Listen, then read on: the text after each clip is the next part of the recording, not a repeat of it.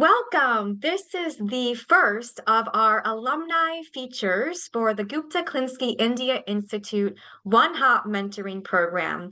I am truly honored to be here with a very special guest, a graduate of Hopkins, but just a force in the field of, maternal and reproductive and child and family health. It's just an honor to have our guests here today. My name is Beth Romanski. I'm the program manager at the Gupta Klinsky India Institute, GKII. I am going to be leading us through a conversation. So, a quick bio. Dr. Koki Agarwal is an internationally recognized expert in safe motherhood, reproductive health, and family planning policies and programs, and for promoting policy dialogue and advocacy for policy reform. She has more than 25 years of service delivery experience in reproductive health, family planning, maternal health, and for over 2 decades has led, managed, and implemented large-scale USAID-funded global health projects. Dr. Agarwal directs the 5-year Momentum Country and Global Leadership Award within USAID's Momentum suite of projects. Dr. Agarwal is also the Vice President of DC Operations for Jhpiego. Well, let's see. What else have you done? I have more to read here in your bio. Dr. Agarwal has also just been an exemplified strong public health management and technical skills during her career and is active in various maternal and reproductive health advocacy committees and organizations. Too many to list here. You can read all about that. She exemplifies a commitment to public health that deserves recognition. Dr. Agarwal began her career as a physician in rural India and Bangladesh, providing life-saving interventions to women and their children, and completed a Doctor of Public Health and MPH from Johns Hopkins University. If I can say all of this, you must be tired of hearing all about this wonderful bio that you have, but it's so impressive. So happy to have you here. May I call you Koki? Is that acceptable for the purposes of this interview? It's a pleasure. So I have questions, many questions. Our community probably wants to know all about how did you get into this field? So as a graduate of Johns Hopkins University, I would like to know, for our students and our alumni that are just sort of starting out, how did your academic background contribute to your professional success, particularly in the field of global health? And sort of kind of taking that reflection back, are there key milestones or experiences during your time at Hopkins that you really felt paved the way for your future career trajectory? Love to hear, can you remember what it was like and how you got started? Please share your story. Well, thank you, Beth, and really a pleasure to be here and have an opportunity to talk with you and to the students who might be listening in at some point. So I wanted to start off with my career trajectory and how I landed where I am.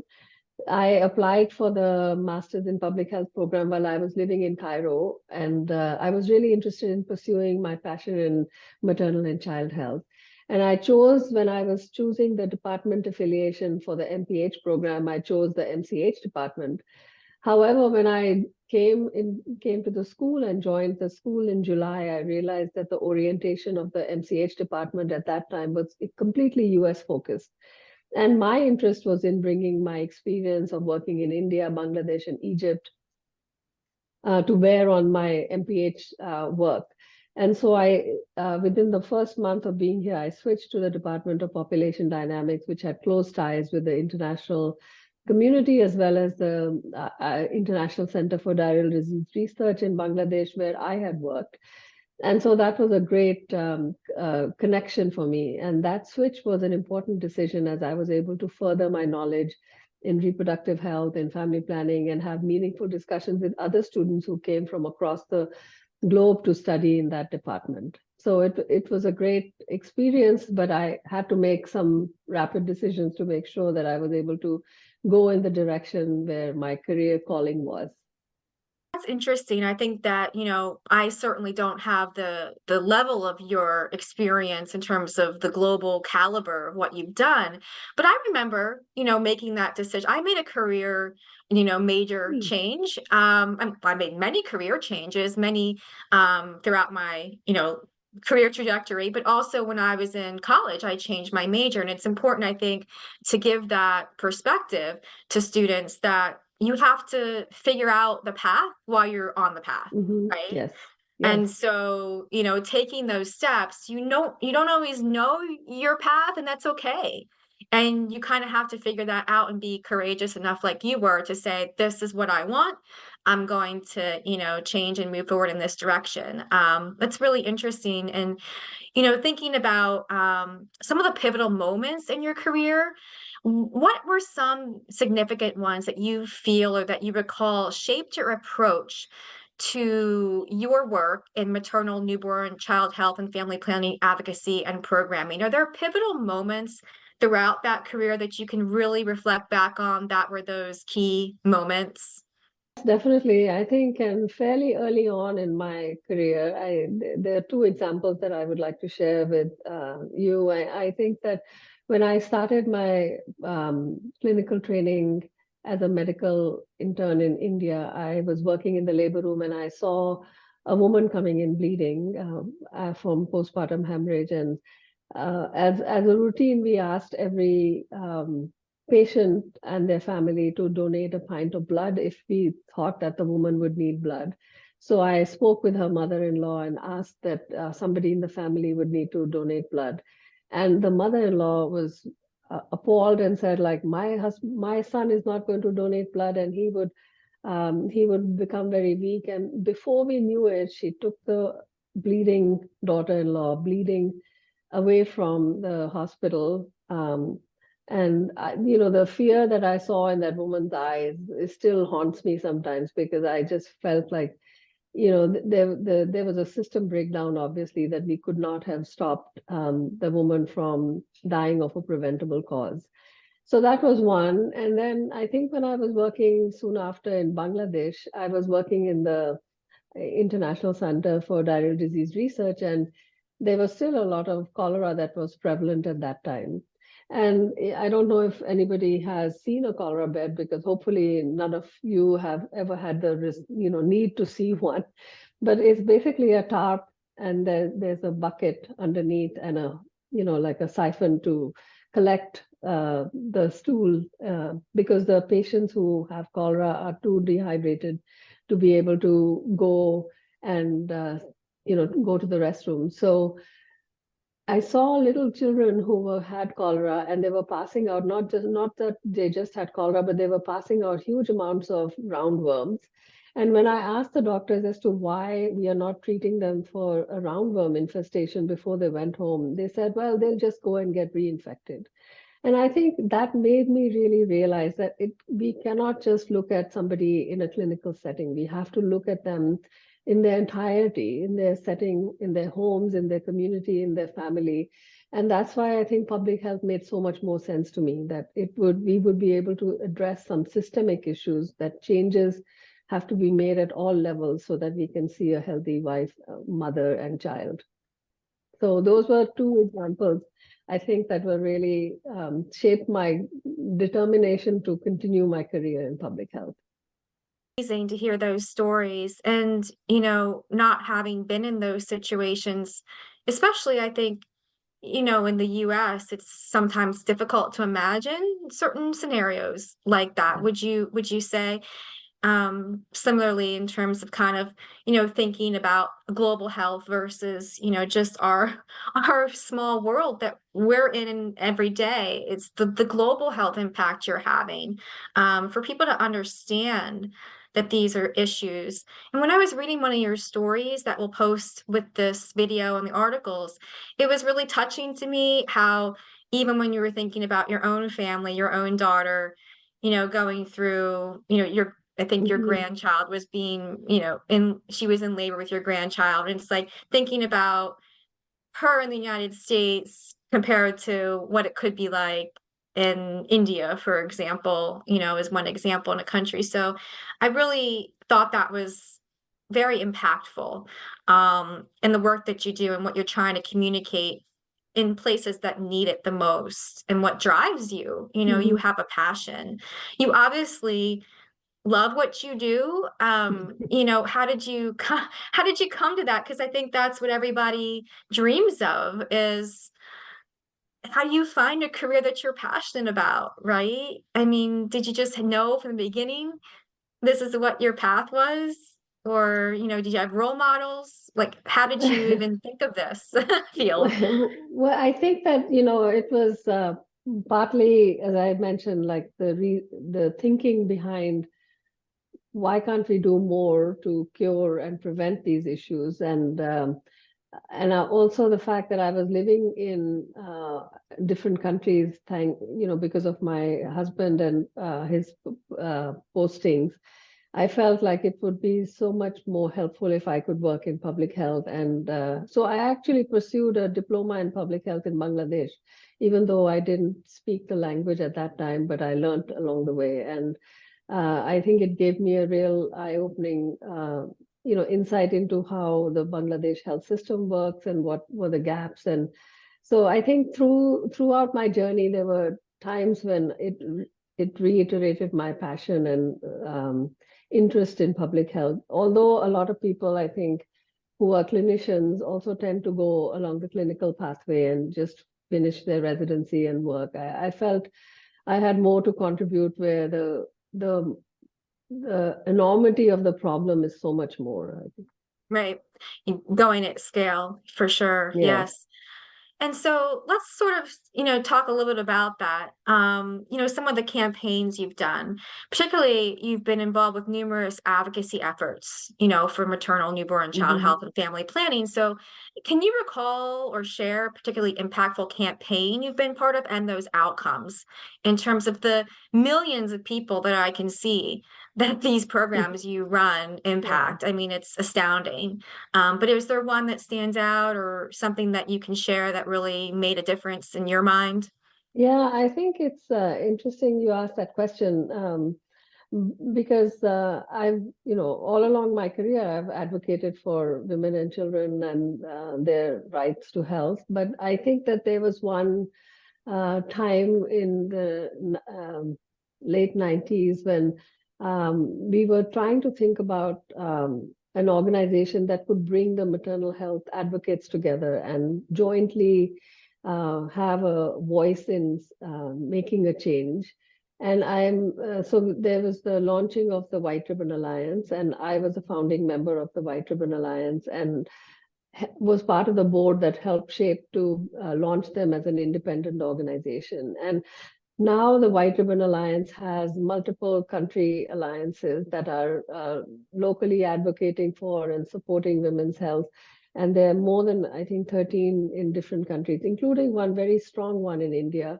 It's the White Ribbon Alliance for India. And, at the launch, when we launched this effort, they marched to the Taj Mahal in India because the Taj Mahal was built by the Mughal king Shah Jahan, whose wife died in childbirth from bleeding. So I think as a protest to say, why are women still dying of preventable causes? There was a whole lot of women, including some very leading Bollywood personalities who marched with everyone to the Taj Mahal to protest. And I think after that, the Ministry of Health started to take notice and dedicated a day to women. So I think that there's that local advocacy and local championship for women, I think, has been really passionate and also has led to a lot of further investment in women over time. Yeah, so it's a great point to make that even at the small local level, you can make a difference. You have to Mhm. advocate, you have to stand up, and even if it's small to start, maybe it's not as globally expansive as what you were able to launch. But in our local communities, we can advocate and, make some change happen. I think sometimes when we think about all of these grand scale projects, it feels a little bit intimidating to think, well, how do Yes. I build that? Right. But it didn't start there. I imagine you started, building with relationships and things like that. That's what I would imagine. And just I read a lot Yes. also about your local, the localization, that local impact is important so that you're building resilience and capacity, from the ground up.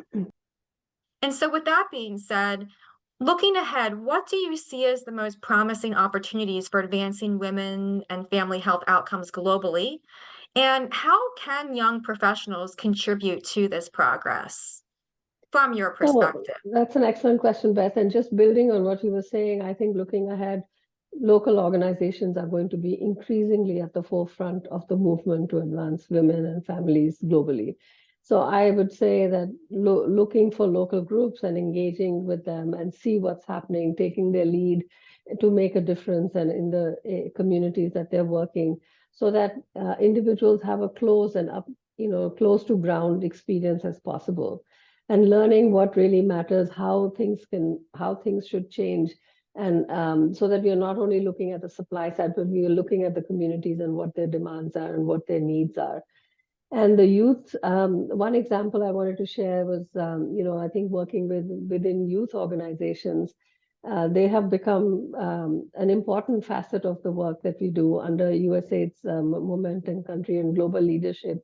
In India, we are working under the YASH program, where we are engaging youth organizations to put youth themselves at the forefront, ensuring that they are leading the agenda for how to make health services accessible and more friendly to the youth, while also delivering high qualities, particularly when it comes to sexual and reproductive health. And the youth are actively coordinating, co-designing what they want to see, what they want to receive in terms of services. So I think working within the local environment, finding local organizations, local entities, youth, or forming one yourself, there's nothing stopping you from, being the champion and bringing people together on a cause that you think is really important. Students, I'm sure, and young professionals, and even any professional, any person would be inspired to know that in terms of, your perspective, seeing that it can work, even, thinking about, you don't have to have a credential necessarily or this big title to make certain things happen, that your voice does matter, and that thinking about if you are in a position that's a higher level position, to also include those that are the youth, the younger one, like, what do Yeah. they want? Like, instead of thinking about the give and take. And that's what mentorship is really all about. The mentee can sort of, I would say, impact the mentor. It's not always the mentor Right. guiding the mentee, but sometimes there is, that wonderful exchange both ways. So I have a couple student focused questions leading into that, given the fact that we're trying to give our students, some guidance and advice on how to best navigate these career connections. And so what advice would you give to JHU students, especially, JHU students with an India, background, who are passionate about global health, to aspire to work at organizations like Jhpiego? I mean, are there skills, experiences, qualities, characteristics that they should aspire to demonstrate or, look to achieve? I know that we have many very already aspiring and ambitious students, so that's probably not too much Yeah. of an issue. But still, I think those things coming from somebody who is, at your level, very helpful to know. How do you even ask for an informational interview, for example? I mean, it's a very tricky situation sometimes if you don't have the confidence. uh, as I said, try to find and get affiliated with local organizations, local non-government or international non-government organizations who are doing work on the ground, and get experience, even if it's pro bono and you're just gaining something from being there and contributing your skills to the group. And I think it would be really great to seek out mentors who are not just your academic mentors, but mentors that you respect and are part of these local organizations or groups that you work with on the ground. I think one area that I feel really strongly about is for students to have an insatiable curiosity and a keen interest in making a difference. And the world is changing, so I think we have to keep up to date with what's coming, down for us next 5 years. So I would say seek out broad knowledge and seek to stay open with different opportunities before you get too focused on one particular area, even if it's not your technical area of choice. Just get to be in an environment, in an organization that offers you an opportunity to learn something. And then you can work within that organization to find other mentors who might be more connected to the area that you want to explore. But do not give up on any opportunities where you have to link up with organizations who are doing great work on the ground. I like that a lot because it's not that all your boxes will be checked immediately, that Yes, you may have this vision, but any experience, any exposure, any connections will be good, in the long run. And thinking about maintaining those connections, in my experience, is really important. So, having not just this one-time interaction, either you can go deep with an organization or, try to spread yourself and get experience at multiple ones, but whatever you do, trying to make the most of that. And it's all about that relationship piece. And just, I love being curious. I mean, that's really, I think, the key at this point in life in general, yeah. is to be curious, respect, other people's perspectives and see opportunities and, take them for what they are. So, I know we have very little time with you left. I have some rapid fire questions for fun. But before we go into the rapid fire questions, was there something that you wanted to share that I didn't ask today that you just really think is important for this video conversation? I think that one thought I had was to make sure that everyone feels like wherever you are in your life course, whether you're married, you have children, you should be able to pursue your dreams and desire to pursue an academic career or an academic degree at that time. From a personal perspective, I wanted to share that I was married and had a 2-year-old when I was doing my MPH, and I had 2 children when I was doing my doctorate in public health. So there's there's no reason to think that life constraints are too many and you won't be able to pursue it. Just make time for it, and it can be done. And there will be ways that people will come out to support you to make sure that it happens. Amazing. It's great advice. It's, a lot of times we think, oh, everything has to line up perfectly. When this happens, we'll do that, Yeah, and then it's 10 years later and then you're still wondering, or yeah, it's great to think that if you have the intention, if you have the capacity to do it, then pursue your passion and make a difference wherever it be. If it's with one person, make a difference, right? And then yeah. you build from there. So I was really inspired by this conversation. I hope other people were as well. Just before we get into the rapid fire, for more information about GKII at Johns Hopkins, you can visit our website at indiainstitute.jhu.edu. And if you are part of the student and alumni network at Hopkins and have an Indian connection and want to join our One Hop mentoring group, we'd love to have you join. There is a place on our website where you can get linked up with the community, because this is how we make, these things happen, is we make connections. And whether it be a group community, one-on-one mentorship, informal conversations, having this conversation today really impacted me. And so I'm really grateful for your time. So rapid fire, Hmm. you ready to go? All right. Yes. So question number one, what skill would you choose if you could learn it instantly? Patience. I think patience is something that's really important in the field of public health, because everything takes time and you can't expect results immediately. Not like treating a patient and he Fantastic. walks out. Fantastic. Higher education too takes patience. I Yes, love it. And it's good for life in general, yeah. patience. Question number two, fill in the blank. Success is, Like you've made an impact or feeling happy with your what you've accomplished. This field can be very overwhelming. So having even not knowing or seeing it, but you know that you're making a difference in every day in somebody's life. amazing. It's great advice just in any career path, really. I love it. And so it's not always about you, right? It's about the impact. Yeah. Amazing. Question number three. Mhm. If you had one superpower, which I think you have many, what would it be? So I think every woman has a superwoman and has a power that can be realized. And my superpower is working to ensure that every woman has the right to access and receive quality services. We're so lucky you have that superpower. I see you kind of like, with your cape sort of going out and forth and making a difference now that I've met you. All right, so last question. This would be a good one. At the start of your career when you were a JHU student, what advice would you have hoped to receive?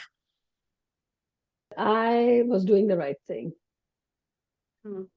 I felt like there was so many different opinions about whether pursuing one field or another or choosing a clinical pathway. If somebody had just reassured me that, yes, you're doing the right thing, this is the right way. I mean, I felt it, but I Yeah. really would have loved the endorsement of other people as well.